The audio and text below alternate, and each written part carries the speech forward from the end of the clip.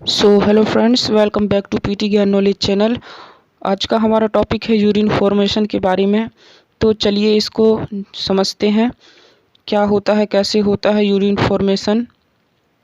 तो अगर आपने मेरे चैनल को सब्सक्राइब नहीं किया है तो अभी सब्सक्राइब करिए और चलिए बढ़ते हैं वीडियो की ओर। तो यूरिन फॉर्मेशन यह 3 स्टेज में पूर्ण होता है।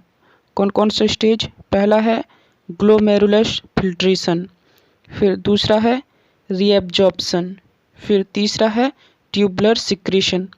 तो इनके बारे में एक एक करके तीनों के बारे में हम जानते हैं।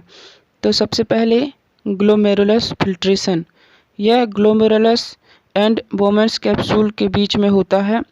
एफरेंट आर्टेरियोल ब्लड को प्यूरिफिकेशन के लिए लाती है। जब ब्लड आता है तब प्रेशर उत्पन्न होता है। कितना? 60 mmHg के प्रेशर के साथ, है ना। और इसमें जो बोमेन्स कैप्सूल में प्रेजेंट होते हैं पाईसीजी और पीबीसी। तो पाईसीजी प्रेशर देता है 25 mmHg और पीबीसी कितना प्रेशर देता है? 15 mmHg। मतलब पाईजीसी और पीबीसी मिलाकर 40 mmHg हो गए। मीन्स इतना प्रेशर मतलब दाब इसमें लग रहा है, तब जाके यूरिन फिल्ट्रेशन हो रहा है ना। उसके बाद में अब देखते हैं कि यहाँ से यूरिन फिल्टर हो रहा है ना। फिर फिल्टर होने के बाद में यह प्रॉक्सिमल कॉन्वोल्यूटेड ट्यूब्यूल्स में आते हैं। यहाँ पर आप डायग्राम के माध्यम से देख सकते हैं। जब ब्लड फिल्टर हो जाता है तब प्रॉक्सिमल कॉन्वोल्यूटेड ट्यूब्यूल्स में आते हैं और तब उनका कुछ चीज़ों का रीअब्जॉर्प्शन होता है, मतलब पुनः ब्लड में डाला जाता है ना। ये इफरेंट आर्टेरियोल यहाँ पर आप जो देख रहे हैं के माध्यम से इसमें डाला जाता है। इसमें रीअब्जॉर्प्शन होता है, जैसे ग्लूकोज का, यूरिया का, amino acid and ion water भी, जैसे साल्ट, NaCl ETC का भी यहाँ पर रीअब्जॉर्प्शन होता है ना। और फिर इसमें देखते हैं दूसरा पॉइंट रीअब्जॉर्प्शन का।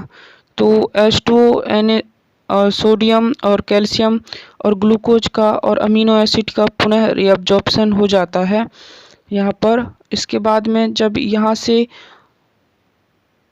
आगे की ओर बढ़ते हैं तो तीसरा पॉइंट है हमारा ट्यूबुलर सिक्रीशन। तो ट्यूबुलर सिक्रीशन में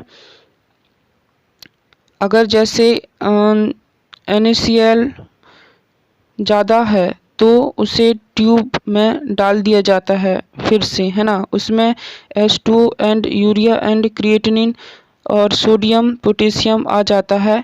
इसको एब्जॉर्प्शन कर लिया जाता है पुनः। ग्लूकोज का 100% रीअब्जॉर्प्शन हो जाता है ट्यूबुलर में, है ना। फिर रीनल वेन से यह ब्लड में चली जाती है। इसके बाद में फिर यूरिन फिल्टर हो जाता है और यह कलेक्टिंग डक्ट में चला जाता है। कलेक्टिंग डक्ट से फिर यह यूरिन यूरेटर, फिर यूरिनरी ब्लैडर, फिर यहाँ से एक्सक्रीट हो जाता है बाहर की ओर यूरिन, है ना। तो इस प्रकार से हमने यूरिन फॉर्मेशन के तीनों स्टेज के बारे में जाना और थैंक यू।